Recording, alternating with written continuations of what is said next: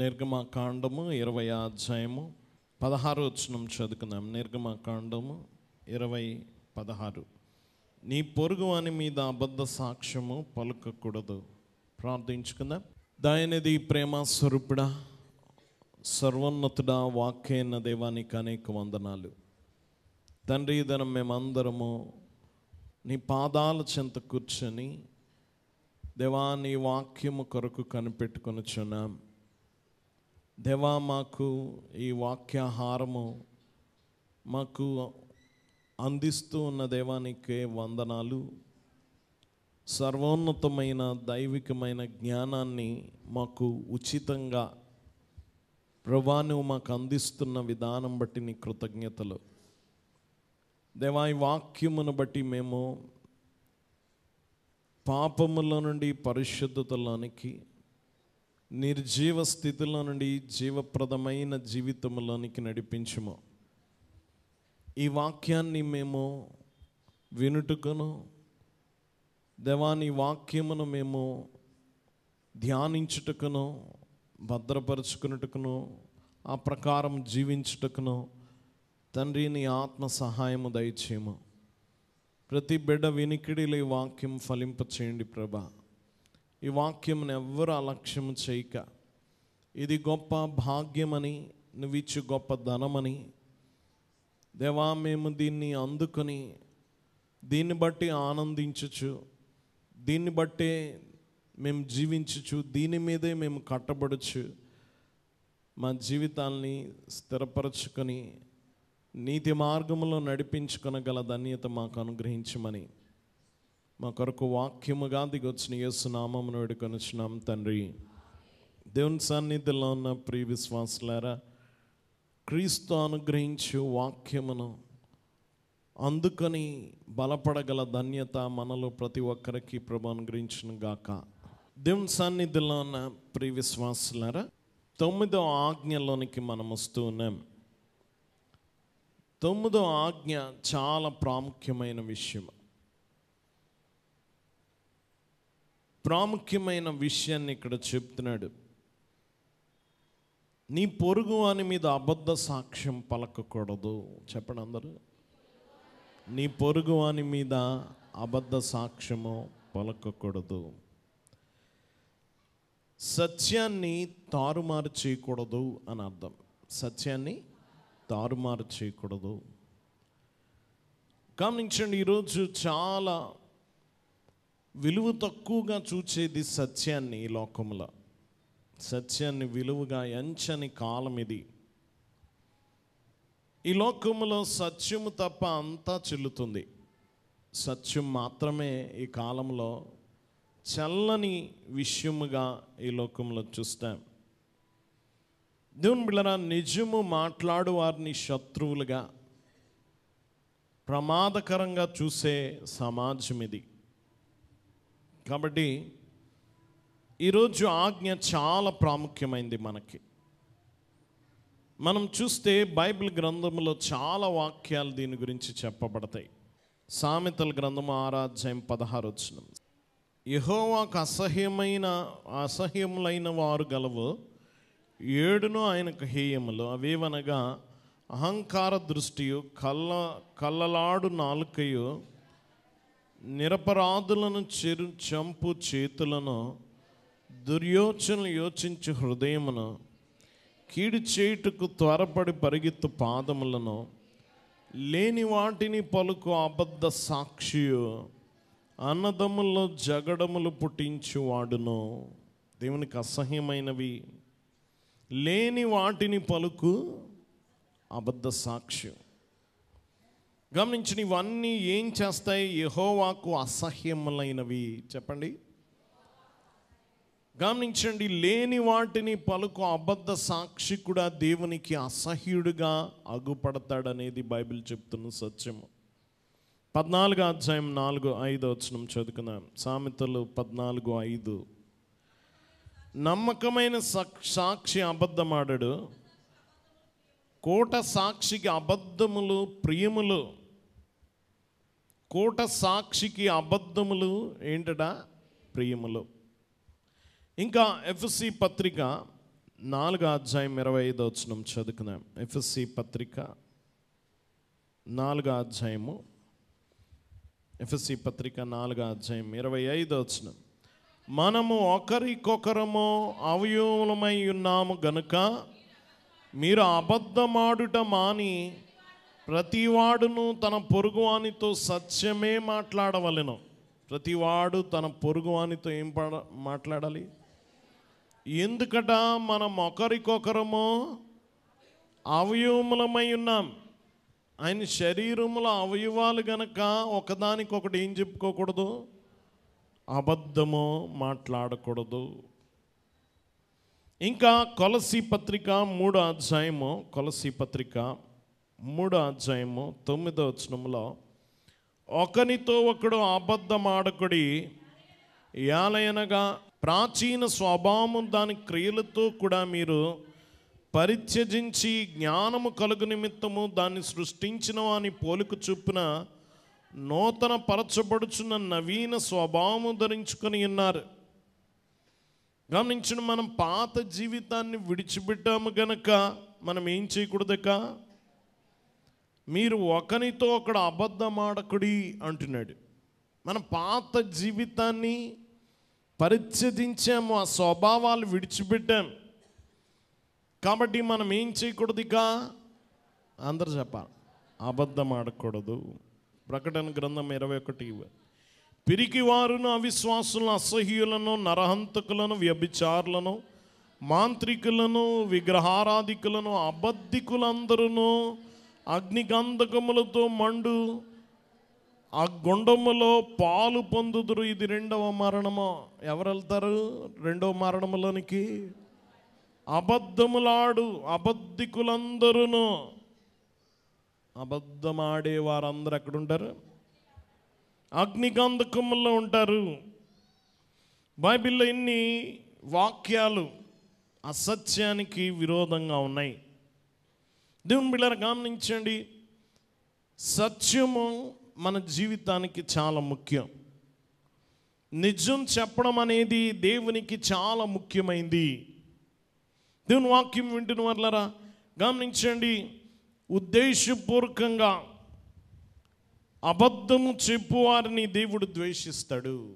దేవుడు ద్వేషిస్తాడు. దేవునికి సత్యము చాలా ప్రాముఖ్యము. 9వ ఆజ్ఞ యొక్క సందేశం ఇదే. దేవుని బిడ్డలారా, ఈ ఆజ్ఞ దేనిని నిషేధిస్తుంది? మొదటిగా ఈరోజు మనం ధ్యానించుకోబోయే అంశం ఏమిటంటే, ఈ ఆజ్ఞ వేటిని నిషేధిస్తుంది? ఈ అబద్ధం కిందకి ఏమేమి వస్తాయి? దొంగతనం కిందకి ఏమి వస్తాయి చెప్పుకున్నాం కదా. గమనించండి, ఈ అబద్ధం కిందకి ఏమి వస్తాయి? దేవుని సంగమ గమనించండి, మొదటిగా ఈ అబద్ధం కిందకి ఏమొస్తాయంటే, ప్రమాణము చేసి ఉల్లంఘించుట, ఒట్టు పెట్టి అబద్ధం చెప్పుట. ఒట్టు పెట్టి, ఇది చాలా పెద్ద పాపము. దీన్ని పెద్దగా పట్టించుకోరు. చాలా తేలిగ్గా మన వారు దీన్ని వాడతారు. తల్లి తోడనో, లేకపోతే వాక్యం తోడనో, దేవుని తోడనో చాలా అలవోకగా అబద్ధం ఆడతారు. దీన్ని పెద్దగా పరిగణించరు పెద్ద సమస్యగా. కానీ ఇది ఖచ్చితంగా తప్పు. దేవుని బిడ్డలారా గమనించండి, చాలామంది చక్కగా ప్రమాణం చేస్తారు. చాలామంది చూడండి, చాలామంది రాజకీయ నాయకులు ఎక్కువ చూస్తూ ఉంటాం. చక్కగా వాగ్దానాలు చేస్తారు, అది నిలబెట్టుకోరు కదా. ప్రమాణాలు చేస్తారు, దేవుళ్ళ ముందు ప్రమాణాలు చేస్తారు, దాన్ని చాలా అలవోకగా అబద్ధం ఆడతారు. దేవుని బిడ్డలను గమనించండి, ఇది పెద్ద సమస్యగా అనిపించదు, కానీ ఇది చాలా పెద్ద పాపము. ప్రమాణం చేసి దాన్ని మీరుట, అబద్ధం చెప్పుట. దేవుని బిడ్డలను గమనించండి, ప్రభు మీదే అబద్ధ సాక్షుల్ని లేవనెత్తారు కదా. ప్రభు మీదే మత్తయి సువార్త 26వ అధ్యాయంలో 59లో ప్రధాన యాజకులను మహాసభ వారందరూ యేసు చంపవాలని ఆయనకు విరోధముగా అబద్ధ సాక్ష్యం వెదుకుచుండిరి, కానీ అబద్ధ సాక్షులు వచ్చినను సాక్ష్యం ఏమీ దొరకలేదు. దేవుని బిడ్డలను గమనించండి, ఎవరిని వెతికారట? అబద్ధ సాక్ష్యం. పాత నిబంధన దీన్ని చాలా ఖండితంగా తప్పుపడుతుంది. ఆ కాలంలో యూదులైన వారు గమనించండి, అబద్ధ సాక్ష్యమును చాలా ఎక్కువగా తప్పుపట్టేవారు. కానీ ప్రభు ఎడల వారే స్వయముగా అబద్ధ సాక్షులను వెతికారు. దేవుని బిడ్డలను గమనించండి, దీన్ని చాలా తప్పుపడుతుంది. ద్వితీయోపదేశ కాండము 19వ అధ్యాయము 16వ వచనం చదువుకుందాం. ద్వితీయోపదేశ కాండం 19:16. అన్యాయపు సాక్ష్యము ఒకని మీద చెప్పుటకొకడు నిలవబడి నేరము మోపుటకై అబద్ధమాడిన ఎడల ఆ వివాదము గల ఇద్దరు మనుష్యులు యెహోవా సన్నిధిని అనగా కాలములోనున్న యాజకుల ఎదుటకును న్యాయాధిపతుల ఎదుటకును నిలవవలెను. ఆ న్యాయాధిపతులు బాగుగా విమర్శించిన తర్వాత వాని సాక్ష్యం అబద్ధ సాక్ష్యమై తన సహోదరుని మీద వాడు అబద్ధ సాక్ష్యము చెప్పిన సంగతి వెల్లడి అయిన ఎడల వాడు తన సహోదరునికి చేయు తలంచినట్లే వానికి చేయవలను. అట్లు మీ మధ్య నుండి ఆ చెడుతనమును పరిహరించుదురు. మిగిలిన వారు విని భయపడి నీ దేశమునటి దుష్కార్యమును ఇకను చేయకుందురు. చాలా జాగ్రత్తగా గమనించండి, ఎంత ఖచ్చితంగా ఇక్కడ చెప్తున్నాడు. ఇక్కడ కింద అంటే నువ్వు ఎవరికి నీ కటాక్షింపకూడదు. ప్రాణమునకు ప్రాణము, కంటికి కన్ను, పంటికి పళ్ళు, చేతికి చెయ్యి, కాలికి కాలు మీకు విధి. ఇది చూడండి, చాలా ప్రాముఖ్యమైన విషయం చెప్తున్నాడు.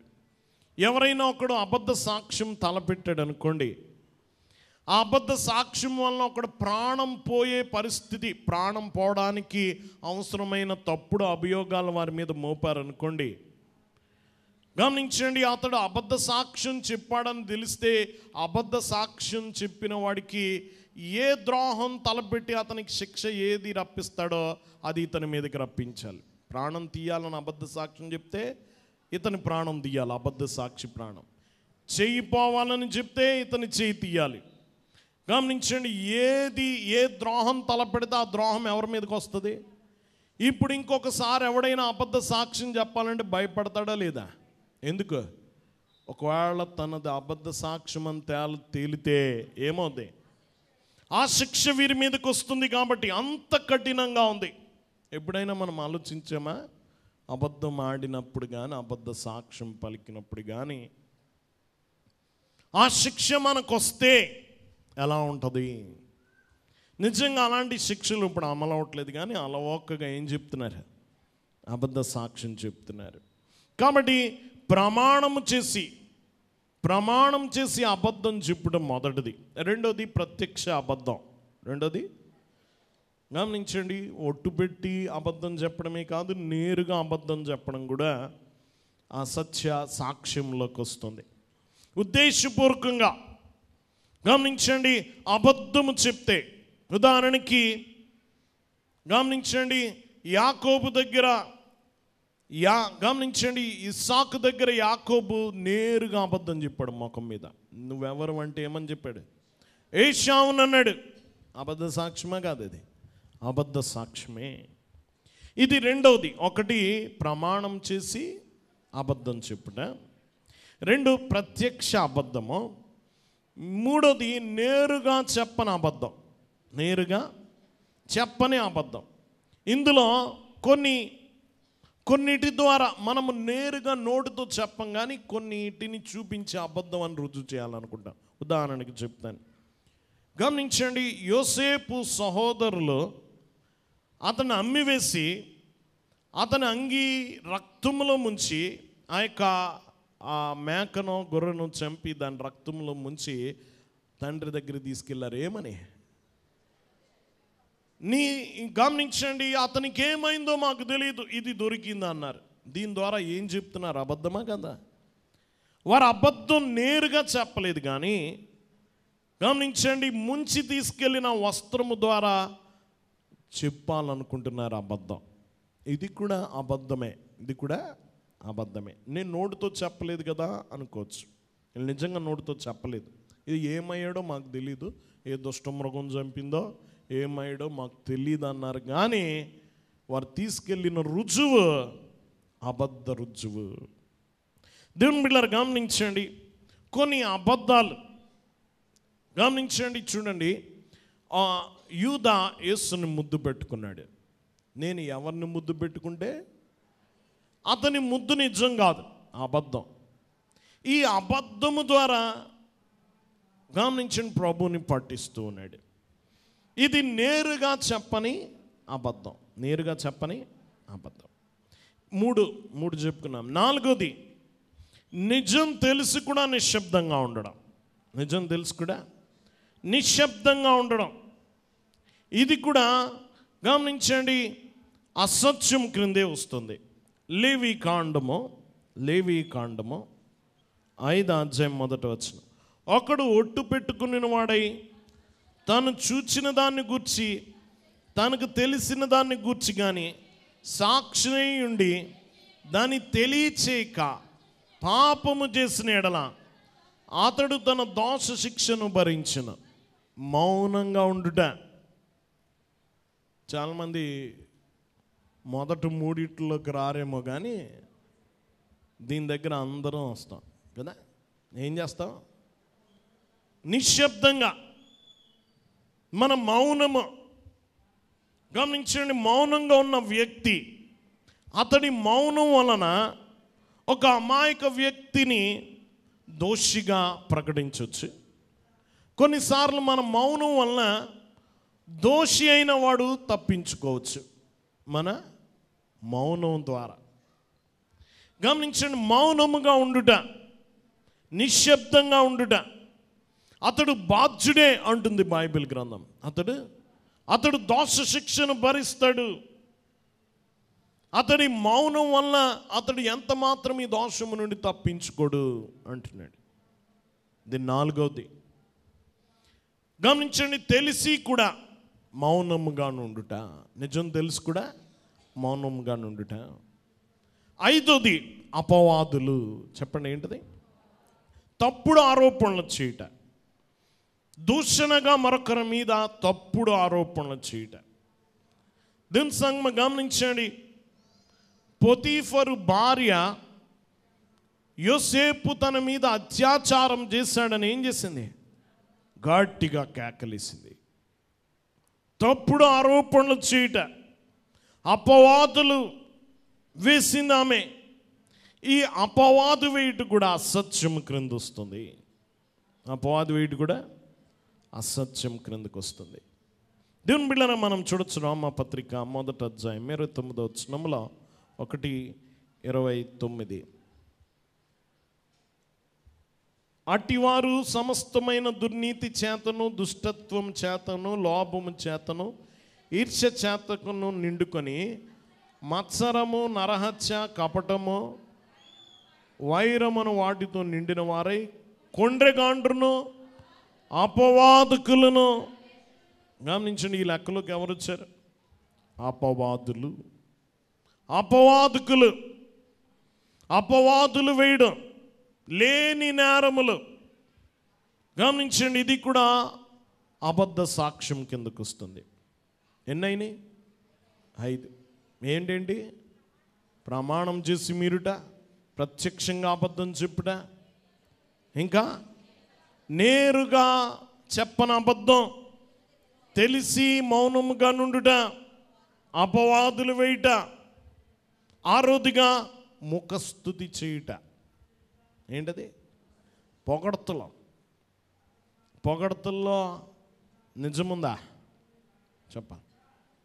గమనించిన కొన్ని పొగడతలు నిజాయితీ లేని పొగడతలు. నిజంగా మంచి ఉందనుకోండి, నువ్వు చెప్పొచ్చు, నీ మంచిగా కాంప్లిమెంట్ ఇచ్చానంటారు కదా, అది నిజంగా చెప్పడం. కొన్ని ముఖస్తుతి చేయుట, పొగడతలు. దేవుని బిడ్డలారా, దీన్ని చాలా గమనించండి. కొంతమంది అంటారు మొలక చెట్టు ఎక్కిస్తున్నారు అని అంటారు, రకరకాలుగా అంటారు కదా. ఇంగ్లీష్లో బటరింగ్ అంటారు. గమనించండి, ఇది చాలా రకాలుగా పిలుస్తూ ఉంటారు. వాక్యం వింటున్న ఇది చాలా తేలికగా మోసపోవచ్చు. ఇది చెప్పేది పొగడత కావాలని చెప్తున్నాడు, కాకాపడుతున్నాడు అని తెలిసినా పడిపోతాం దీనికి కదా. పొగడత అలాంటిది. దేవుడు దీన్ని అసహించుకుంటాడు. దేవుని బిడ్డలారా గమనించండి. ఎందుకంటే ముఖస్తుతి అనేది ఇతరులపై అన్యాయమైన ప్రయోజనాన్ని పొందడానికి. గమనించండి, మనము ఒక రకంగా నకిలీ స్నేహమో లేక ముసుగు వేసుకుని ఎదుటివాడిని పోగొడుట, అది సత్యముగా హృదయములో నుంచి వచ్చింది కాదు, యథార్థమైంది కాదు, పై పెదాల మీద నుంచి వేషధారణలో నుండి పుట్టింది ఈ యొక్క ముఖస్తుతి. ఇది కూడా అసత్యమే, ఇది కూడా అసత్యమైన సాక్ష్యం కింద వస్తుంది. గమనించండి, 7వదిగా అతిశయోక్తులు. ఏంటది? అతిశయోక్తులు. కొన్ని జరగవని తెలిసినా చెప్పడం అన్నమాట. దేవుని వాక్యం వింటున్న వాళ్ళరా, అది దాని అర్థం ఏమని చెప్పుకోవచ్చు అంటే, అతిగా వాగ్దానం చేయడం, తక్కువగా ఇవ్వడం. గమనించండి, వాక్యం వింటున్న వాళ్ళరా, మీకు గమనించండి, రేపు ఎలక్షన్లో కొడుకు ₹1,00,00,000 ఇస్తానన్న అన్నాడు అనుకోండి ఎవడైనా, అది అతిశయోక్తి. అది అవ్వదని మనకే తెలుసు కదా. మన భారతదేశంలో ఉన్న కోట్ల మందికి ₹1,00,00,000 ఇవ్వడం అనేది అతిశయోక్తి. ఇది అసాధ్యం. అసాధ్యమని తెలిసి కూడా వాగ్దానం చేయట, దీన్ని ఏమంటారు? అతిశయోక్తులు. ఇది కూడా ఇందులోకి వస్తుంది, అబద్ధ సాక్ష్యం కిందకు వస్తుంది. 8వదిగా దేవునికి అబద్ధం చెప్పడం. దేవునికి అబద్ధం ఏమనుకోవచ్చు. కొన్నిసార్లు కష్టాల్లో ఉండగా మనము దేవునికి వాగ్దానాలు చేస్తాం. దేవా, నేను ఇది చేస్తాను, ఇది ఇస్తాను. కొంతమంది చక్కగా శ్రమలో చాలా ఆపదలు ఉండగా మా బిడ్డల్ని సేవకి ఇస్తామంటారు. తీరా సమయం వచ్చినప్పుడు ఎవరు, మంచి ఉద్యోగం వస్తే ఎవరు. దేవుని బిడ్డలారా గమనించండి, కొందరు ఎవరు వాక్యం వింటున్న వాళ్ళ చాలాసార్లు తప్పిపోతూ ఉంటారు. ఒక మందిరంలో కావడంది, వాళ్ళు పెద్ద అబ్బాయిని మొక్కుకుందనమాట. తీరా ఆ అబ్బాయికి గవర్నమెంట్ జాబ్ వచ్చింది. రెండో అబ్బాయిని ఇస్తానంది, ఆడికి ఏదో మంచి ఉద్యోగం వచ్చింది, ఆపేసింది పాప. కొంతమంది మాట ఇస్తారు కానీ ఏం చేయరు. ఎవరికి? అది కూడా దేవునికే. దేవుని సంగమ గమనించిన చాలాసార్లు వాగ్దానం చేసి తప్పిపోతూ ఉంటాం. దేవునికి ఇస్తామంటాం, దేవా ఈ సమస్య నుండి బయటపడతాయి చాలు, నేనే బాప్తీసం పొందేస్తానంటారు కొంతమంది. దేవా వీళ్ళు బ్రతికితే చాలు, నేను రక్షణ పొందుతానంటారు. తీరా వాళ్ళు దాటిన తర్వాత, ఆ సమస్య దాటిన తర్వాత మర్చిపోతారు, ఇంకేయో కారణాలు చెప్తూ ఉంటారు. దేవుని బిడ్డలారా, ఇవన్నీ కూడా నేరుగా ఎవరికి చెప్పే అబద్ధాలు? దేవునికి చెప్పే అబద్ధాలు. 8 రకాలు చెప్పుకున్నాను. దేవుని బిడ్డలారా గమనించండి, కాబట్టి ఇది దేవుడు ఖండించే అతిపెద్ద పాపం. దేవుని బిడ్డలారా గమనించండి, దీనివల్ల చాలా చెడ్డ ఫలితాలు ఉన్నాయి. ఈ పాపాన్ని గమనించండి, మనము చేస్తే దీనివల్ల వచ్చే దుష్ప్రభావాలు, దీనివల్ల కలిగే భయంకరమైన ఫలితాలు ఏంటో కొన్ని చెప్పుకుందాం. గమనించండి, 1, ఈ అబద్ధ సాక్ష్యము సమాజాన్ని నాశనం చేస్తుంది. చెప్పండి, సమాజాన్ని నాశనం చేస్తుంది. అబద్ధ సాక్ష్యము సమాజాన్ని నాశనం చేస్తుంది. 2, గృహాల్ని ధ్వంసం చేస్తుంది, కుటుంబాల్ని నాశనం చేస్తుంది. గృహాలను ఏం చేస్తుంది? కూలదోస్తుంది. 3, సంఘాల్ని విభజిస్తుంది. అబద్ధ సాక్ష్యం సంఘాల్ని విభజించేస్తుంది. 4, కుటుంబాలను విచ్ఛిన్నం చేసేస్తుంది, వేరు చేసేస్తుంది. భార్య భర్తలను విడదీస్తుంది. గమనించండి, బిడ్డల్ని విడదీస్తుంది. చాలామంది చెప్పే అబద్ధ సాక్ష్యాల వల్ల విడిపోయిన భార్య భర్తలు ఉన్నారు. అబద్ధ సాక్ష్యం వల్ల గమనించండి దూరమైన పిల్లలు ఉన్నారు. గమనించండి, చాలామంది చక్కగా పిల్లలకి చెప్తారు, వీడి మీద ఆడికి, ఆడి మీద వీడికి, సరిగ్గా చూడలేదు మీ అమ్మ, అందరికీ న్యాయం చేయలేదని కొంతమంది చెప్తారు. ఇలా చాలా రకాలుగా అబద్ధ సాక్ష్యాల వల్ల కుటుంబాలు విచ్ఛిన్నం అయిపోతాయి. 5, మానవ సంబంధం విషపూరితం అయిపోతుంది. మానవుల మధ్య బంధాలు ఎలా మారిపోతాయంటే విషపూరితంగా మారిపోతాయి అబద్ధ సాక్ష్యాల వల్ల. 6, మన మనస్సాక్షిని గాయపరుస్తుంది ఈ అబద్ధ సాక్ష్యం. మన మనస్సాక్షిని గాయపరుస్తుంది. 7, మన ఆత్మను ఖండిస్తుంది, మన ఆత్మను నాశనం చేస్తుంది. మన ఆత్మల్ని పాడు చేస్తుంది ఈ అబద్ధ సాక్ష్యం. దేవుని బిడ్డలారా, కాబట్టి అబద్ధ సాక్ష్యం చాలా భయంకరమైంది. 7 దుష్ప్రభావాలు చెప్పుకున్నాం. సమాజాన్ని నాశనం చేస్తుంది, గృహాలని ధ్వంసం చేస్తుంది, సంఘాలను విభజిస్తుంది, కుటుంబాలని విచ్ఛిన్నం చేస్తుంది, మానవ సంబంధాలని విషపూరితంగా మారుస్తాయి, మన సాక్షిని గాయపరుస్తుంది, మన ఆత్మను ఖండిస్తుంది. అబద్ధ సాక్ష్యం ఏంటది? అబద్ధ మన మీద చాలా చెడ్డగా చెప్పేవాళ్ళ వలన ఇన్ని దుష్ప్రయోజనాలు. వారికి ఎక్కువ నష్టం. నీ మీద ఎవరైనా చెప్తున్నారు అనుకోండి, నీకు కొంచెం నష్టం కలగచ్చు, కానీ వారి ఆత్మను వారు కోల్పోతున్నారు. గమనించండి, చాలా సంఘాల్లో సమస్య, మిషన్లో సమస్య. మిషన్లు ఇడిపోతాయి చెడ్డ సాక్ష్యాల వల్ల కదా. కొంతమందికి ఇదే పని అనమాట. కొంతమందికి సేవ ఉండదు, వెళ్ళిపోయి కూర్చుంటారు చక్కగా అధికారుల దగ్గర. ఈడు ఎలాగండాడు అలాగండి, ఇక్కడ పని చేయరు, ఏం చేస్తారు, ఇదే పని అనమాట. గమనించండి, కొంతమంది ఇలా చెప్తే డబ్బులు ఇస్తారు కూడాని. అబ్బాయి ఎంత బాగుందో పలానా వాళ్ళ మీద చెడ్డగా చెప్తే. గమనించండి, ఎప్పుడైతే అక్కడ దీన్ని బట్టి ఆనందిస్తున్నాడు అధికారి అని తెలిసిందో ఇంకా అయ్యే చెప్తారనమాట. ఏమని, వీడు ఎలా చేశాడండి, ఆడు అలా చేశాడండి. దేవుని బిడ్డలారా, దీనివల్ల ఎంత దుష్ప్రభావం ఉందో. దేవుని బిడ్డలారా, దీన్ని చాలా సరళంగా ఒక్క మాటలో చెప్పాలంటే, సత్యం పరలోకానికి దారి తీస్తుంది. ఎందుకంటే దేవుడు సత్యం. దేవుడు ఆయన ఏమైనాడు? సత్యమైనాడు. గమనించండి, సత్యం నిన్ను పరలోకానికి తీసుకెళ్తే అబద్ధం నిన్ను నరకానికి తీసుకెళ్తుంది. ఎందుకంటే అబద్ధికులకి తండ్రి ఎవడ? సాతాను. ఈ అబద్ధికులందరూ వాళ్ళ తండ్రి దగ్గరికి వెళ్ళిపోతారనమాట. ఎవరు తండ్రి? సాతాన్ దగ్గరికి వెళ్ళిపోతారు. సాతాన్ ఎక్కడ ఉంటాడు? పరలోకంలో ఉంటాడా? నరకంలో ఉంటాడు. దీని సంగమ ఇది ఇంత భయంకరమైందిగా ఉంది ఆ అబద్ధం అనేది. దేవుని వాక్యం వింటున్న వారా, ఈ ఆజ్ఞ మన దగ్గర నుంచి ఏం కోరుకుంటుంది? రెండోదిగా, మన దగ్గర నుంచి ఏం కోరుకుంటుంది? ఈ ఆజ్ఞ మన నుండి ఏం కోరుతుంది? ఒకటి, మన మాటల్లో సత్యం. మన మాటల్లో సత్యం, మన మాటల్లో సత్యం చెప్పడం కోరుతుంది ఒకటి. 2, మన సంబంధాల్లో నిజాయితీ. మన సంబంధాల్లో నిజాయితీ. 3, మన జీవన శైలిలో సమగ్రత. మన జీవన శైలిలో సమగ్రత అంటే పారదర్శకత అంటారు, లేక ట్రాన్స్పరెన్సీ అంటారు. దేవుని బిడ్డలారా, గమనించండి, ఇలా ఈ 3 చాలా ప్రాముఖ్యం. ఒకటి, నీ మాటల్లో సత్యము, నీ సంబంధాల్లో నిజాయితీ. 3ది, నీ జీవన శైలిలో పారదర్శకత. అంటే బయటికి ఏం కనబడతావో లోపల అలాగ ఉండడం అనమాట. నువ్వేం చూస్తావో అదే ఇవ్వగలుగుతావు. కొంతమంది ప్రేమ చూపెడతారు, ఇవ్వలేరు కదా. వేషధారణ. పారదర్శకు వ్యతిరేకమైన పదం ఏంటి? వేషధారణ. కొందరు అలా కాదు, బయట అలా కనబడతారు, లోపల అంతే. వాళ్ళు అలా మాట్లాడతారు, లోపల అలాగా. వాళ్ళు కోపంగా కనబడితే కోపంగానే ఉంటారు, మంచిగా కనబడితే మంచిగానే ఉంటారు. దేవుని బిడ్డలను గమనించండి, నివురు కక్కిన నిప్పులాగా ఉండరు అనమాట. లోపల నిప్పు, బయటికి ఎలా ఉంటుంది? చక్కగా బూడిద ఏం ఆరిపోయినట్టు ఉండొచ్చు, కానీ అలాగ ఉండరు. పారదర్శకత కలిగి ఉంటారు. ట్రాన్స్పరెన్సీ అంటే అర్థం ఉందనుకోండి, ఇటు పక్క నుంచి చూస్తే అటు పక్కకు కనబడుతుంది. అలాగా నీ లోపల నుంచి చూస్తే అంతా క్రిస్టల్ క్లియర్గా కనబడుతుంది అనమాట నీ లోపల.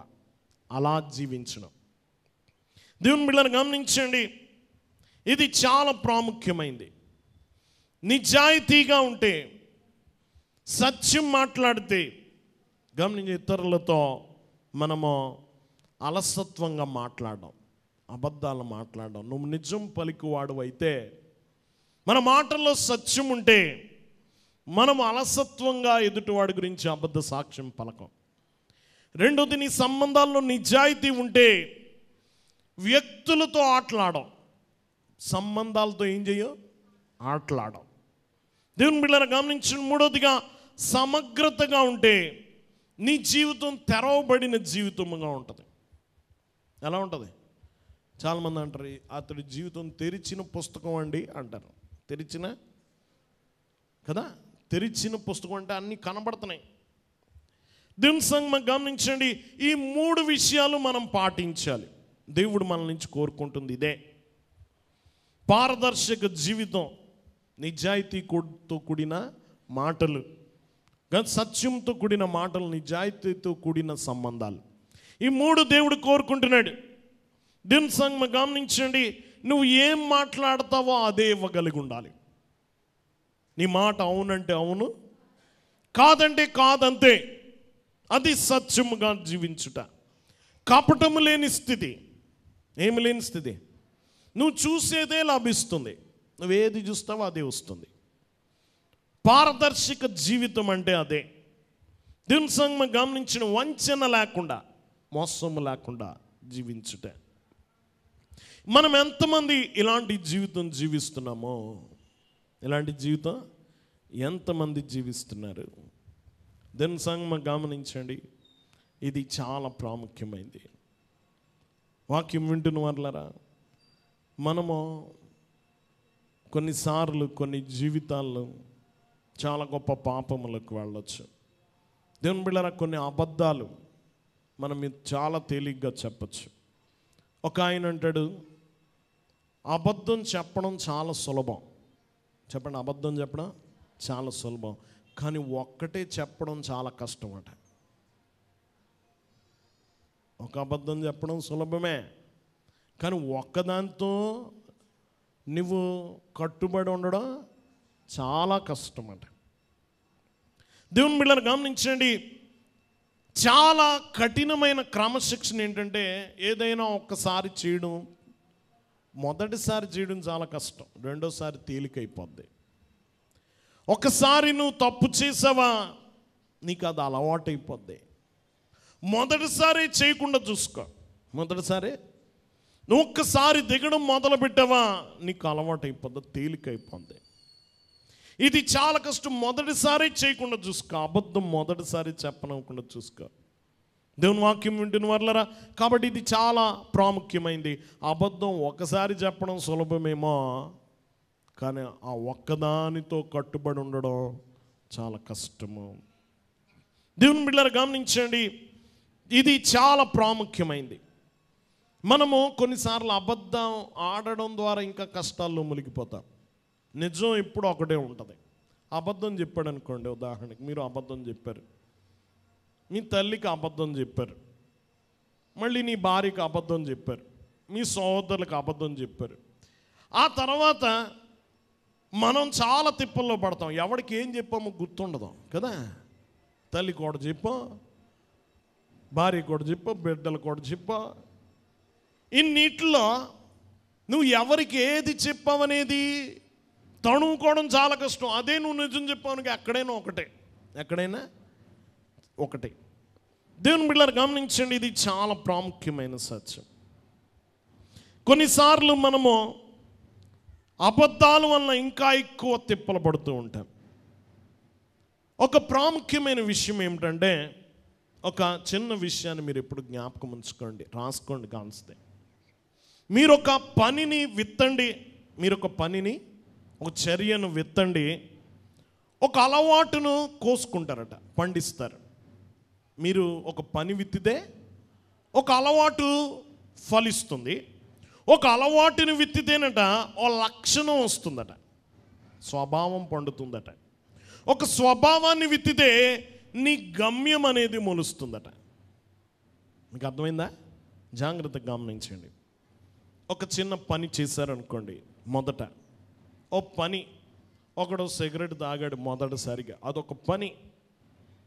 నెమ్మదిగా అది ఏం పండిస్తుంది? విత్తనం అలవాటును పండిస్తుంది, అలవాటు అయిపోతుంది. ఈ అలవాటుని విత్తామనుకో, లక్షణం స్వభావం కింద మారిపోతాయి, స్వభావాన్ని పండిస్తుంది. ఈ స్వభావాన్ని నాటావనుకో, నీ గమ్యం, నువ్వు ఎక్కడికి వెళ్తావో, నువ్వు ఎలా ముగిస్తావో, నువ్వు ఎక్కడ తేలతావో అది పండిస్తుంది. కాబట్టి జాగ్రత్త. మొదట నువ్వు చేసే పని జాగ్రత్త. నీ పని అలవాటు అవుతుంది, అలవాటు లక్షణం అవుతుంది, లక్షణం నీ గమ్యాన్ని నిర్దేశిస్తుంది, నీ గమ్యాన్ని నిర్దేశిస్తుంది. కాబట్టి జాగ్రత్త, చిన్న అబద్ధాలను తీసే. కొన్ని ఇంగ్లీష్లో ఒక పదం ఉంటుంది, వైట్ లైస్ అని. అంటే పెద్ద అపాయకరము కాని అబద్ధాలు అనుకుంటారు, కానీ ఏ అబద్ధమైనా అపాయమే, ఏదైనా నష్టం చేస్తుంది. దేవుని బిడ్డలారా గమనించండి, మనము బాగుపడాలి అంటే మనం నిజం చెప్పడం మొదలు పెట్టాలి. ఏం చేయాలా? నిజం చెప్పాలి.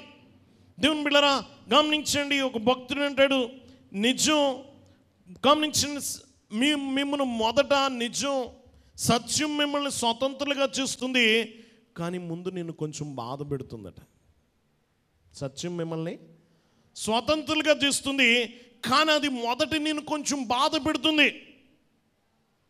దేవుని బిడ్డలారా గమనించండి, వాక్యం వింటున్న వాళ్ళరా, చాలాసార్లు మనము సత్యాన్ని ఎన్నుకున్నప్పుడు కఠినమైన మార్గాల్లో పయనిస్తాం, ముందు కొంచెం కష్టపడతాం. నిజం ఎప్పుడు చేదుగా ఉంటుంది, నోటికి చేదైంది కడుపుకి మంచి చేస్తుంది. సత్యం కూడా అంతే. నోటితో సత్యం చెప్పు, అది చాలామందికి భయంకరమైన చేదుగా ఉండొచ్చు, నీకే చేదుగా ఉండొచ్చు, కానీ తర్వాత మంచి ఫలితాలు, దానికి మంచి ఫలితాలు. నువ్వు నిజం చెప్తే నీ జీవితం బాగుపడుతుంది. ఇప్పుడు సత్యం చెప్పడం ద్వారా కుటుంబాలు పాడవకుండా కాపాడుకోగలం. సత్యం చెప్పడం ద్వారా బంధాలు పాడవకుండా కాపాడుకోగలం. దేవుని బిడ్డలారా, నువ్వు అసత్యం ఆ కాసేపు దాటుదామని అబద్ధం చెప్పవా, శాశ్వత కాలం విడిపోయే ప్రమాదాలు ఉంటాయి. నిజం ఎప్పుడు కూడా మేలు చేస్తుంది. దేవుని బిడ్డలారా, నువ్వు బాగుపడాలనుకుంటే ముందు ఏం చెప్పు? నిజమే చెప్పు, నిజమే చెప్పాలి. దేవుని బిడ్డలారా గమనించండి, మనము బాగుపడకపోవడానికి కారణం ఏమిటంటే, మొదట మనం బాధపడకూడదు అనుకుంటాం గనక. మనం బాధపడకూడదు అనుకుంటాము, ఎందుకంటే మన సొంత జీవితం గురించిన సత్యం భరించలేనంత బాధగా ఉంటుంది. ఆ సత్యాన్ని నివారించడం సులభం. కొన్నిసార్లు ఆ సత్యాన్ని చెప్పకుండా ఉంటే, కొంచెం చిన్న అబద్ధం చెప్తే దాటేయచ్చులే అనుకుంటావేమో, కానీ అది లోపల ఉన్న క్యాన్సర్ లాంటిది రోజు రోజు పెరిగిపోద్ది. నువ్వెంత దాచిపెడితే, ఎంత ఎక్కువ కాలం దాచిపెడితే అంత నష్టం నీకు. చిన్న కంతుందా, ఆ కంతిని తీసి ఆపరేషన్ చేసి తీసేసాడా, కొంచెం బాధే, కుట్లు బాధ, కొయ్యడం బాధ. దీనికి భయపడ్డవా, రేపు దాని క్యాన్సర్లో దించుతుంది. ఆ తర్వాత ఆ బాధ ఇంకా ఘోరం, అది ప్రాణాల మీదకి తెస్తుంది. నువ్వు కొంచెం బాధపడడానికి నువ్వు సిద్ధపడితే రేపు పెద్ద ప్రమాదం నుండి తప్పించుకుంటా. సత్యం అలాంటిది. అందుకే చాలామంది సమస్యలతో ఏళ్ల తరబడి పోరాడుతున్నారు, కానీ సత్యాన్ని బయట పెట్టక అలాగ వారు బాధపడుతున్నారు, కానీ బాగుపడట్లే. దేవుని బిడ్డలారా గమనించండి, వాక్యం వింటున్న వాళ్ళరా, నువ్వు బాగుపడాలి అనుకుంటే సత్యమే చెప్పు. దేవుని బిడ్డలారా గమనించండి, వాక్యం వింటున్న వాళ్ళరా, దాన్ని కప్పిపుచ్చుకోవడానికి నువ్వు 100,000 ప్రయత్నాలు చేయి, నీ జీవితం పాడైపోతానే ఉంటుంది. అబద్ధాల్ని ప్రేరేపించే సమాజం ఇది కదా. మన సమాజంలో చెప్తారు, పెళ్లి చేయడానికి 1000 అబద్ధాలైనా చెప్పచ్చు అని. ఎన్ని అబద్ధాలా? అలాంటి సమాజంలో బ్రతుకుతున్నాం. దానివల్ల ఇంకా ఒక అబద్ధమే ప్రమాదం అనుకుంటే 1000 అబద్ధాలు మొత్తం నాశనం చేస్తాయి కదా. దేవుని బిడ్డలారా, చాలామంది అలా కప్పిపుచ్చి ఈరోజు కుటుంబాలు విడిపోతున్నాయి. కారణం ఏంటంటే అబద్ధాలు. నిజంతో వెళ్ళి ఇప్పుడు కూడా దేనితోటి? నిజమే. దేవుని బిడ్డలారా గమనించండి, అప్పుడే నీకు విడుదల, అప్పుడే నీకు నెరవేర్పు. దేవుని వాక్యం వింటున్న వాళ్ళరా, మనము నిజాయితీ కలిగిన వ్యక్తిగా ఎలా మారాలి? నిజాయితీ కలిగిన వ్యక్తిగా ఎలా మారాలి? మరింత నిజాయితీ గల సత్యమైన వ్యక్తిగా ఎలా మారాలి అనడానికి కొన్ని విషయాలు మనం ధ్యానం చేద్దాం. ఒకటి గమనించండి, సృజనాత్మకతతో కూడిన మౌనాన్ని పాటించాలి. మౌనాన్ని ఏం పాటించాలా? మౌనం. కొన్నిసార్లు మౌనం మంచిది. సామెతల గ్రంథము 10వ అధ్యాయము 19వ వచనం చదువుకుందాం. విస్తారమైన మాటలలో దోషముండక మానదు, తన పెదవులను మూసుకొని వాడు బుద్ధిమంతుడు. నువ్వు ఎక్కువ మాట్లాడితే ఏమొస్తుందట? దోషం. పెక్కు మాటల్లో ఏముంటాయి? దోషం ఉండక మానదు. ఎవరు గమనించండి, తన పెదవులు మూసుకొని వాడు ఎవరట? ఇక్కడ మూసేసుకుంటారు మీరు అందరూ. ఎక్కడ? వాక్యం మాట్లాడేటప్పుడు, ఆ పదాలు పలికేటప్పుడు మూసేసుకోక. ఎప్పుడు మూసుక? లోకంలో విస్తారమైన మాటలు. గమనించండి, విస్తారమైన మాటలు మాట్లాడుకుని నీ నోటిని కాచుకో. ఇంకా 11వ అధ్యాయం 12 వచ్చిన 11-12. తన పొరుగువానిని తృణీకరించి వాడు బుద్ధి లేనివాడు, వివేకి అయిన వాడు మౌనముగా నుండును. సత్యం పలికేటప్పుడు మౌనంగా ఉండడం కాదు, వట్టప్పుడు. ఎప్పుడు? ఎక్కువ మాటలు మాట్లాడితే ఏమొస్తాయి? దోషాలు వస్తాయి. గమనించండి. కాబట్టి గమనించండి, తన నాలుకను వివేకైన వాడు మౌనంగా ఉంటాడు. 13వ అధ్యాయం 3వ వచనం. 13వ అధ్యాయము సామెతల గ్రంథం 3వ వచనం. తన నోరు కాచుకొని వాడు తన్ను కాపాడుకొనును, ఊరు కొనక మాట్లాడువాడు తనకు నాశనము తెచ్చుకున్నాను. చెప్పండి, ఇప్పుడు ఏం చేయాలట? తన నోరు కాచుకునివాడు తన్ను కాపాడుకును. నీ నోటిని కాపాడుకుంటే నిన్ను నువ్వు కాపాడుకున్నట్టే. కొంతమందిని ఏం ఆపలే. గమనించి ఒంటి మీద కొంచెం కండలేకపోయినా వాళ్ళ నోరు మాత్రం దూసుకెళ్ళిపోతూ ఉంటారు. వాళ్ళని పట్టుకోవడం చాలా కష్టం. దేవుని బిడ్డలారా, గమనించిన చాలా కష్టం. ఊరు కొనక మాట్లాడువాడు తనకు నాశనం తెచ్చుకుంటాడు. చాలా ప్రాముఖ్యమైన మాట. సామెతల గ్రంథము 21వ అధ్యాయము 23వ వచనం. 21-23. నోటిని నాలుకను భద్రము చేసుకుని వాడు శ్రమ నుండి తన ప్రాణమును కాపాడుకును. నోటిని నాలుకను కదా. యాకోబు పత్రిక 3వ అధ్యాయంలో నాలుక ఎంత ప్రమాదకరమో చెప్తాడు. చాలా భయంకరమైంది నాలుకని. కాబట్టి గమనించండి, నిజం చెప్పడం అనేది నిశ్శబ్దంతో ప్రారంభమవుతుంది. చెప్పండి అందరూ, దేంతో? తక్కువ మాట్లాడండి. ఆ కొంచెం మాట్లాడినా నిజాయితీగా మాట్లాడు. కొంచెమే మాట్లాడు, నిజాయితీగా మాట్లాడు. దేవుని బిడ్డలారా, కానీ లోకంలో మనం చిన్నప్పుడు చదువుకున్న పద్యం పాడుకుంటాం కదా, గంగిగోవు పాలు కడవడైననేమి కర్మ పాలని కదా. గమనించండి, ఇదిగో అలాగా సత్యం కొద్దైనా చాలు. అసత్య మాటలు విస్తారంగా మాట్లాడడం కంటే. దేవుని బిడ్డలారా, కాబట్టి నిజం చెప్పడం నిశ్శబ్దంతో మొదలవుతుంది. దేవుని సంగమం గమనించండి, ఎప్పుడైతే తక్కువ మాట్లాడతావో నీ నోట నుండి అబద్ధపు మాటలు కానీ, అతిశయోక్తులు కానీ, అపవాదులు కానీ, గమనించండి ఈ యొక్క గమనించండి ముఖస్థుతులు కానీ, ఇవన్నీ నీ నోటంట రావు. దేవుని బిడ్డలారా, గమనించండి, నీవు తప్పుదారిలో వెళ్ళవు. కాబట్టి మౌనం చాలా ప్రాముఖ్యమైంది. నిశ్శబ్దం అంటే ఏంటి అంటే, కొన్నిసార్లు ఎదుటివాడు గమనించండి, ఒక చిన్న మాట దేవుని బిడ్డలుగా మనం మౌనం అంటే ఏంటో చెప్తున్నాను. మనలో చాలామంది ఎదుటివాడు ఏదైనా చెప్తుంటే వినరు. వాళ్ళు ఏదైనా ఒక మాట మాట్లాడుతున్నారు అనుకోండి, ఆడికి ఏం జవాబు చెప్పాలని ప్రిపరేషన్ ఎక్కువైపోద్ది మనకి. ఇటు చెప్తున్న మాటకి మనం ఏం చెప్పాలి అనేది ఎక్కువ సిద్ధపడిపోతూ ఉంటాం. దానికి బదులట ఒక పని చేయడం మంచిది. మీరు వింటున్నప్పుడు ప్రార్థన చేయండి. చెప్పండి, వింటున్నప్పుడు ప్రార్థన చేయండి. గమనించండి, మీరు వింటున్నప్పుడు ప్రార్థన చేసుకోండి. ఏమని? గమనించండి, జ్ఞానం కోసం. నేనేం మాట్లాడాలో జ్ఞానం ఇవి ప్రభువా. నువ్వు సిద్ధపడిపోకు, దేవుణ్ణి అడుగు, ప్రభువా మాట్లాడే జ్ఞానం ఇవి, దేవా మార్గదర్శకం ఇవి. ఏమివ్వాలా? మాకు మార్గం చూపించి ఈ సమస్య నుండి ఎలా విడుదల పొందాలో మార్గదర్శకం ఇవి, అవగాహనవి. ఈ సందర్భాన్ని, పరిస్థితులను అర్థం చేసుకునే జ్ఞానం, అవగాహన ఇవి.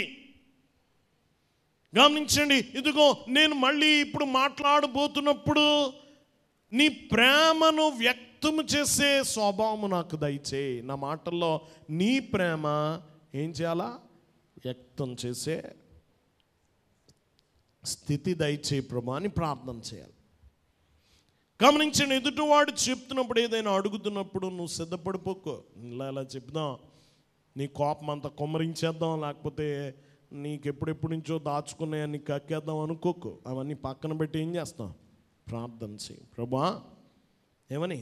జ్ఞానం ఇవి, మార్గదర్శకం ఇవి, అవగాహన ఇవి, పరిస్థితిని అర్థం చేసుకునే అవగాహన ఇవి. నేను మళ్ళీ మాట్లాడుతున్నప్పుడు ప్రేమను, నీ ప్రేమను వెల్లడి చేసే అవకాశం ఇవి ప్రభా అని ప్రార్థన చేసుకో.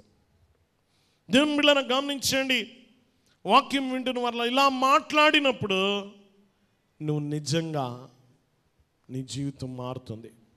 కొన్ని సందర్భాల్లో, కొన్ని ఆపదల్లో, కొన్ని సమస్యల్లో గమనించండి, మనం ప్రార్థన చేసుకోవడం వలన పరిష్కారం వస్తుంది. అదుటివాడు మాట్లాడుతున్నా నువ్వు కళ్ళు తెరిచి వింటున్నా, ప్రార్థన చేసుకోమంటే ఎదుటివాడు ప్రార్థన మాట్లాడుతున్నాడు అంటే మోకరించేమని కాదు, నువ్వు ఇలా కళ్ళు తెరిచి చూస్తూ కూడా ఏం చేసుకోవచ్చు? ప్రార్థన చేసుకోవచ్చు. నీ మనసులో ప్రార్థన, ప్రభు సహాయం చేయి, నేనేం మాట్లాడాలా? ఆ తర్వాత నీ మాటలు వేరుగా ఉంటాయి, చాలా ప్రభావం చూపెడతాయి. రెండోదిగా వ్యక్తిగత జవాబుదారీతనం. ఏముండాలా? దేవుని బిడ్డల వ్యక్తిగత జవాబుదారీతనం ఉండాలి. దేవుని బిడ్డల రోజు మనము మాట్లాడే మాటలు సరిగ్గా ఉన్నాయా లేదా చెప్పే వ్యక్తులు మనకు ఉండాలి. నీ మాటలు బాగాలేదు అని గద్దించడానికి ఉండాలి. స్నేహితుల్లో ఉండాలి. తల్లి తండ్రిది ప్రధాన ధర్మం, నీ మాట బాగాలేదు నువ్వు భయపడక. కొంతమంది తల్లిదండ్రులు భయపడిపోతారు పిల్లలు చెప్పడానికి. గమనించండి, వాక్యం వింటున్న వాళ్ళరా, నువ్వు వినే ఓపిక ఉండాలి. వినడానికి, చెప్పడానికి నీకు పెద్దవారు ఉండాలి. మనము గమనించండి, వ్యభిచరించవద్దని చెప్పినప్పుడు ఈ మాట మనం చెప్పి మనకు కొంతమంది ఉండాలి. మన తప్పుల్ని ఎత్తి చూపించడానికి కొంతమంది ఉండాలి. ఇది గొప్ప భాగ్యం. అలాగా నువ్వు అబద్ధం చెప్తున్నప్పుడు ఇది తప్పు అని గద్దించడానికి నీకు ఆప్తులు కొందరు ఉండాలి. నీ ఆత్మకు మేలు చేసేవారు, నిన్ను నరకంలో పడకుండా కాపాడే స్నేహితులు. గమనించిన, ఎక్కడ సుఖపెట్టే స్నేహితులు వద్దు మనకి. ఎక్కడ సుఖపెట్టాలా? మనకి పరలోకాన్ని ఇప్పించాలి స్నేహితులు. నిన్ను గద్దించాలి, నిన్ను గమనించి నీ తప్పుని ఎత్తి చూపించాలి, రహస్యంగా నీ పాపాన్ని ఎత్తి చూపించాలి. నీ మాటలు బాలేదు, నీ మాటల్లో కోపం ఉంది, నీ మాటల్లో పరిశుద్ధత లేదు, నీవు మాట్లాడకూడని మాటలు మాట్లాడుతున్నావు, నువ్వు అసత్యాలు మాట్లాడుతున్నావు, నువ్వు గాయపరిచేలా మాట్లాడుతున్నావు అని గద్దించే స్నేహితులు ఉండాలి. మనం కూడా అలాంటి స్నేహితులుగా ఉండాలి కూడా ఇతరులకి. అలాగా నువ్వు కొంతమందికి జవాబుదారీగా ఉండాలి. ప్రధానంగా తల్లిదండ్రులదా పాత్ర, యాజకులదా పాత్ర నీకు చెప్పాలి. పెద్దలు, విశ్వాసులైన వారు, అలాంటి వారిది బాధ్యత. వారితో పాటు గుంపుగా కలిసి వెళ్ళిపోవడం కాదు, వాళ్ళ మాటలను మీరు కలిపేయడం కాదు, మీరు గద్దించాలి. ఇది తప్పు కదా, అది గద్దించినప్పుడు నువ్వు తలంచుకొని విధేయత చూపించాలి. అది నీకు మేలు చేస్తుంది, నీ జీవితాన్ని చక్కదిద్దుతుంది. దేవుని బిడ్డలారా, కాబట్టి కఠినమైన ప్రశ్నలు నిన్ను అడగడానికి కొందరికి అధికారం ఇవ్వాలి. నువ్వెంత మాత్రము తప్పించుకోకు జవాబులు ఇవ్వడానికి. ఒకవేళ నీ తప్పనుకో, ఒప్పుకో, అది చాలా మంచిది నీకు. నిజమే, నేను అలా మాట్లాడకుండా ఉండాల్సింది. సమర్థించుకునే స్థితిలో ఉండక, నువ్వు దాన్ని ఒప్పుకునే స్థితిలో ఉండాలి.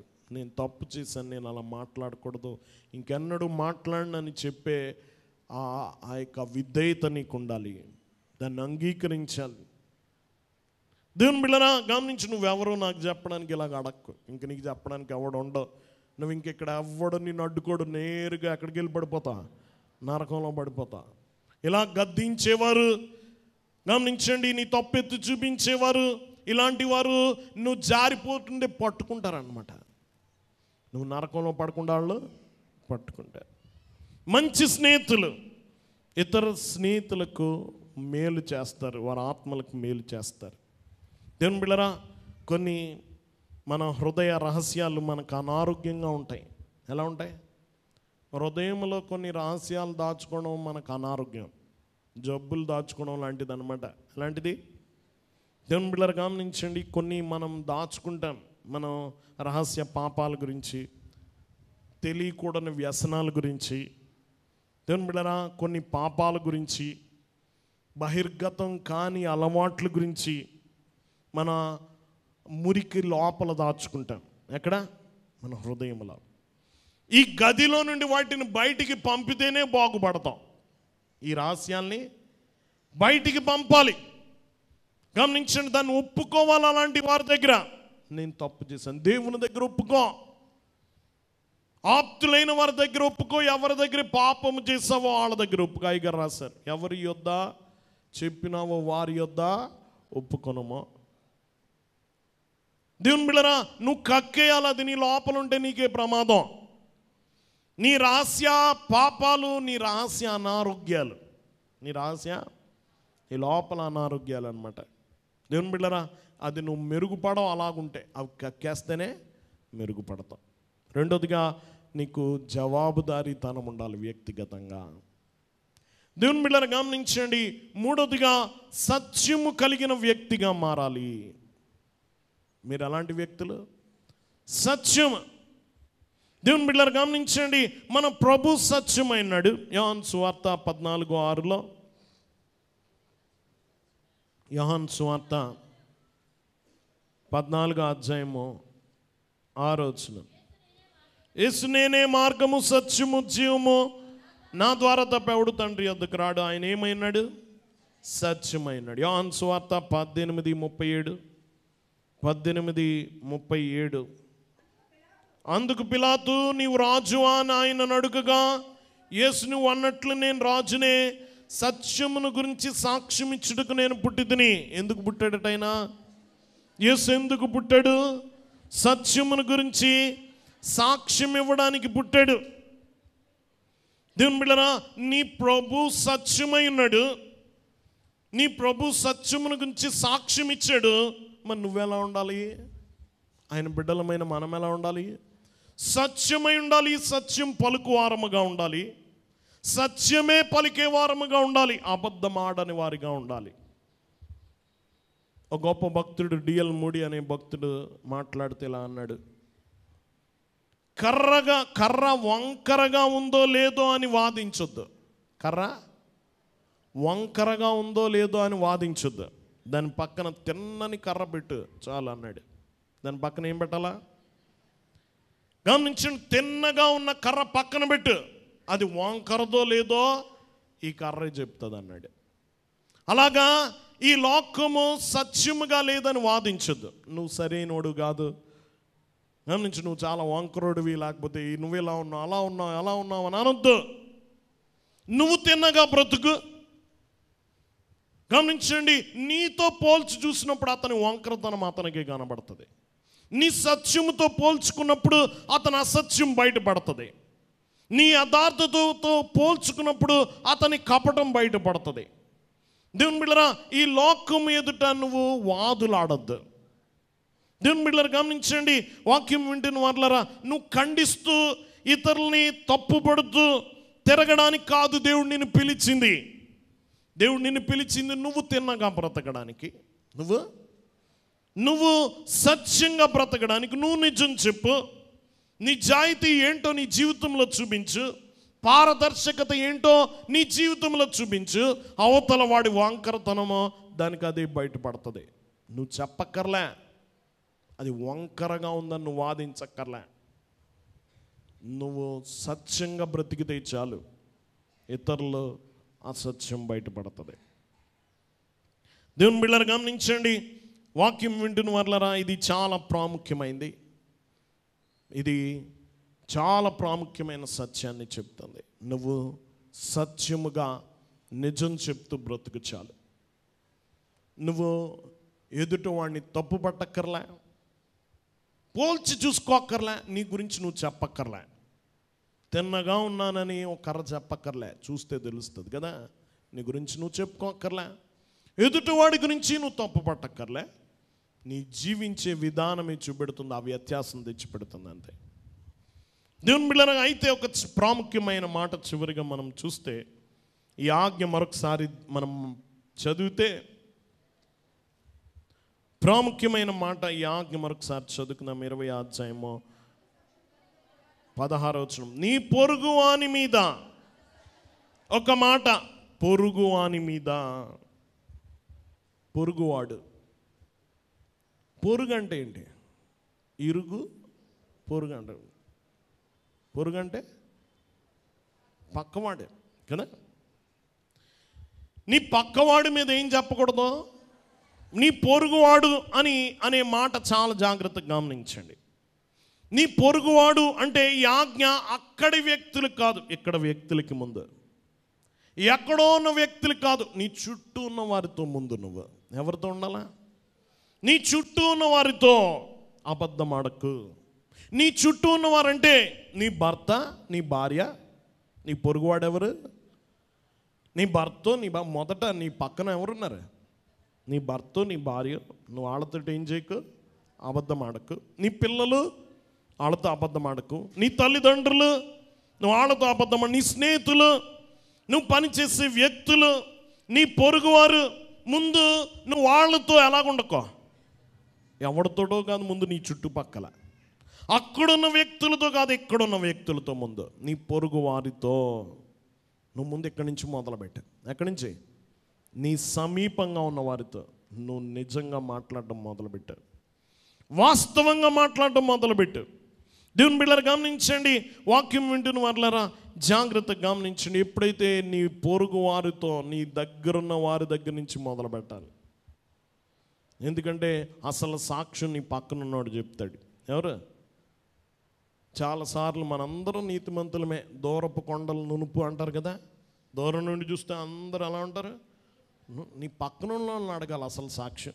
నీ భర్త చెప్పాలి నీ గురించి, మీ భార్య చెప్పాలి నీ గురించి, నీ బిడ్డలు చెప్పాలి, మీ తల్లిదండ్రులు చెప్పాలి, అసలు సాక్ష్యం వాళ్ళు చెప్పాలి. దేవుని బిడ్డలారా, కాబట్టి జాగ్రత్త, వాళ్ళ దగ్గర నుంచి మొదలుపెట్టు.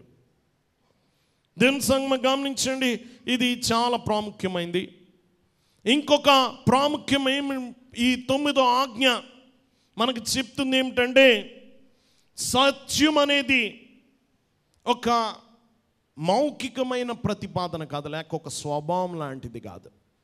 సత్యం అనేది చూడండి, ప్రేమ స్వభావము, విశ్వాసము స్వభావము. కానీ ప్రభు ఏమన్నాడు? నేనే సత్యము. సత్యము ఒక లక్షణంగా కాదు, ఒక వ్యక్తిగా కనబడుతున్నారు. ఎవరు? ఒక వ్యక్తిలో. సత్యం అనేది ఒక వ్యక్తిలో ఉంది. పిలాతు అడుగుతున్నాడు, సత్యం అనగా ఏంటి? శతాబ్దాలుగా ప్రతిధ్వనిస్తుంది ఈ ప్రశ్న. సత్యం అనగా ఏమిటి? సత్యము ఆయన ముందు నిలబడి ఉంది. ఎవరు ముందు? పిలాతు ముందు నిలబడింది ఎవరు? సత్యము. అది అతనికి తెలియలే. దేవుని బిడ్డలారా, గమనించండి, ఈరోజు ఆయన అంటున్నాడు, ఇదిగో ఆయన సత్యమై ఉన్నాడు. యోహాను సువార్త 1:14, యోహాను సువార్త 1వ అధ్యాయము 14వ వచనములో, ఆ వాక్యము శరీరధారి అయి కృపా సత్య సంపూర్ణుడుగా మన మధ్య నివసించెను. దేవుని బిడ్డలారా, గమనించండి, కృపా సత్య సంపూర్ణుడు. ఏమైనాడు ఆయన? కృపతో నిండినవాడు, సత్యముతో నిండినవాడు. కృపతో నిండినవాడు, సత్యముతో నిండినవాడు. యేసును తెలుసుకోవడం అంటే సత్యాన్ని తెలుసుకోవడం. యేసును తెలుసుకోవడం, సత్యాన్ని తెలుసుకోవడం. యేసును అనుసరించడం అంటే సత్యాన్ని అనుసరించడం. మనం ఎవరిని అనుసరిస్తున్నా? సత్యాన్ని అనుసరిస్తున్నా. యేసుని నమ్మడం అంటే సత్యాన్ని నమ్మడమే. యేసుని నమ్మడం సత్యాన్ని నమ్మడమే. యేసుని ప్రేమించడం అంటే సత్యాన్ని ప్రేమించడమే. ఇప్పుడు చెప్పండి, మనము యేసుని తెలుసుకోవడం అంటే సత్యాన్ని తెలుసుకోవడమే. యేసుని అనుసరించడం అంటే సత్యాన్ని వెంబడించడమే. యేసుని నమ్మడం అంటే సత్యాన్ని నమ్మడమే. యేసుని ప్రేమించడం అంటే సత్యాన్ని ప్రేమించడమే. అందుకే నిజం చెప్పడం చాలా కీలకం, ప్రాముఖ్యం. దేవుని బిడ్డలారా, వాక్యం వింటున్న వాళ్ళరా, మాకు సత్యం తెలుసు, మేము సత్యాన్ని విశ్వసించాము, సత్యాన్ని అనుసరించడానికి కట్టుబడి ఉన్నాం, సత్యం యొక్క వ్యక్తులుగా ఉన్నాం. ఎవరు వ్యక్తులు? మనం సత్యం యొక్క వ్యక్తులుగా ఉన్నాం. మన జీవితంలో అబద్ధం ఎప్పుడు ముగిస్తుంది అంటే దేవుని ప్రజలు నిజం చెప్పాలని నిర్ణయించుకున్నప్పుడు. ఏం చెప్పాలని? మనం ఎవరో? దేవుని బిడ్డలం. దేవుని బిడ్డల వాక్యం వింటున్న వాళ్ళరా, మనకు సత్యం తెలుసు, సత్యాన్ని కనుగొన్నామో, సత్యం గురించి వింటున్నామో. ఏం వింటున్నాం?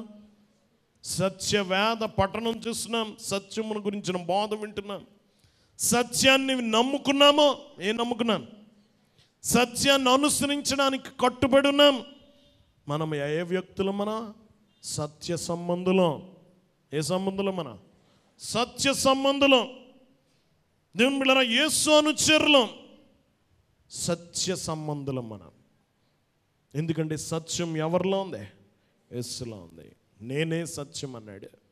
దేవుని వాక్యం వింటున్న వాళ్ళరా, నువ్వు సత్యమైన వ్యక్తివి, సత్యాన్ని అనుసరిస్తున్న వ్యక్తివి, సత్యాన్ని నమ్ముకున్న వ్యక్తివి గనక నీ రుచి లోకములో కనబడాలి.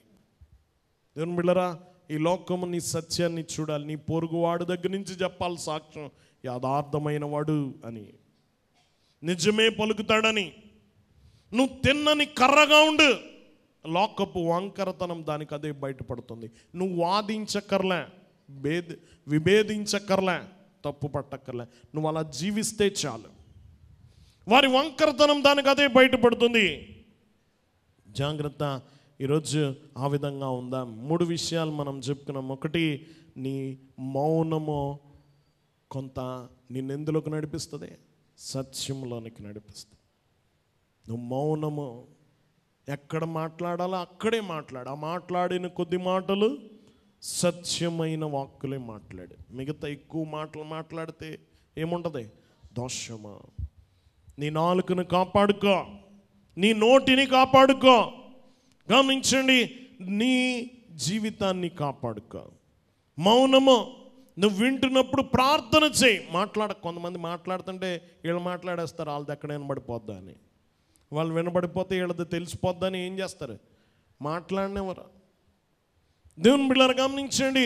కాబట్టి నువ్వు మాట్లాడుతున్నప్పుడు నువ్వేం చేసుకో? ప్రార్థన చేసుకో. మౌనంగా ఉండు, మౌనాన్ని పాటించు. నువ్వు జవాబుదారీగా ఉండు. కొంతమంది గద్దించడానికి స్వేచ్ఛనివి, గద్దించినప్పుడు లోపడు. ఇంకొకసారి నేను గద్దించినాను వారు ధైర్యం చేస్తారు. నువ్వు జవాబుదారీతనం కలిగి ఉండు. 3వది, సత్యమైన వ్యక్తిగా ఉండు. ఎలా ఉండు? సత్యం కలిగిన వ్యక్తి. ఎందుకంటే మన తండ్రి సత్యమై ఉన్నాడు గనక, ఆయనలో అసత్యం ఏమీ లేదు గనక, యథార్థంగా జీవించాడు గనక, పారదర్శకంగా జీవించాడు. ఆయనలో రహస్యమేది లేదు. ఆయన పాపాలు ఎవడు రాయలేదు, ఆయనలో పాపం లేదు గనక. కానీ అందరి పాపాలు రాశాడు, ఎందుకంటే ఆయనకి తెలుసు గనక. నువ్వు కూడా అంత పారదర్శకంగా ఉండు. ఎలా ఉండు? పారదర్శకంగా ఉండు. దేవుని బిడ్డలారా, గమనించండి, నువ్వు సత్యమైన వ్యక్తిగా ఉండు.